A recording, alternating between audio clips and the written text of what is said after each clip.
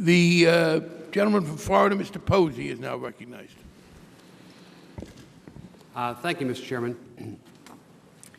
Mr. Secretary, I had a couple questions I wanted to ask when you were before our committee before, and each time something came up before I got to ask my questions. And so just to put things into proper perspective, I'd like to pose a couple of them now.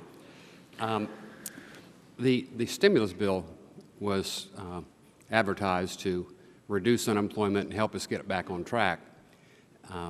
It apparently hasn't done that.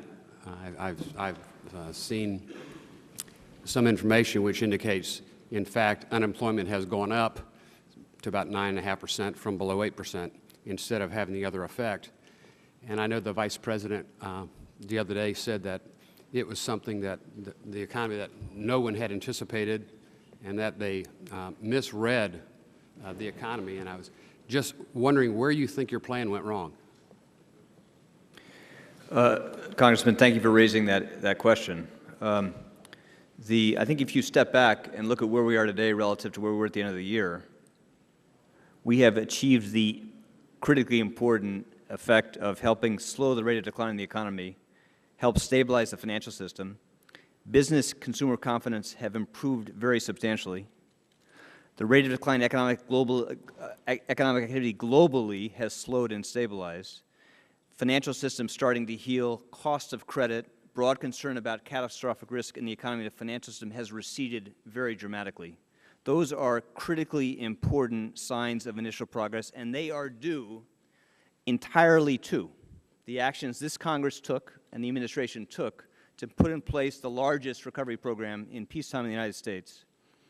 The stimulus package is on its expected path in terms of the rate of change and in terms of put money in the pockets of taxpayers, to provide substantial forms of assistance to states to reduce the risk that they're forced to fire tens of thousands of teachers, workers, and firemen.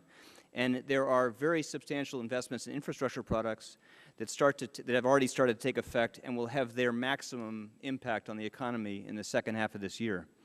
So my own sense is, and I think this is a consensus of broad-based economists, that there has been substantial improvements in arresting what was the worst recession globally we've seen in generations, and those are the result of the actions this Congress took, the administration put in place, and complementary actions taken by governments around the world to, again, help address what is the worst crisis we've seen in a long period of time. Mr. Chairman, the chart just indicates the opposite. It shows. No, I don't think that's true. I don't think it's true, Congressman. If you look at the dynamics of all recessions, even as growth starts to improve and turn positive, unemployment tends to continue to rise. That is the inescapable natural element of recessions. That is not an argument for not acting very forcefully in the face of crises of this magnitude. And so I think what the Congress did, what the President did, was necessary and critically important, again, to reduce the risk that we see hundreds of thousands of further losses of jobs, and we see millions of job losses beyond this point, and we see thousands more businesses fail unnecessarily. You know better than me how cyclical they are anyway. The next question is, we know even in our districts, banks have money to lend, but they're not lending it. People have money to buy a new car, but they're not buying them. People have money to take a vacation, but they're not taking them.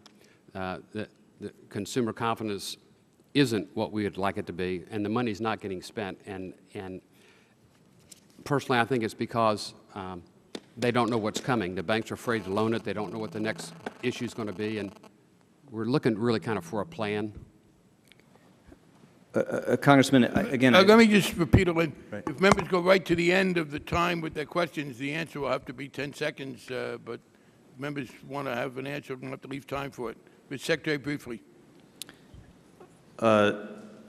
Households across the country borrowed enormous amounts of money relative income in the run-up to this crisis. What the economy is going through is a necessary and very healthy adjustment as families and the government of the United States goes back to living within their means. That is causing a greater contraction in demand for credit than we normally see in recessions. And you're seeing a very healthy increase in private savings behavior, and partly in response to that. I think those are necessary, healthy dynamics, although they will produce a slower recovery. Thank the gentleman.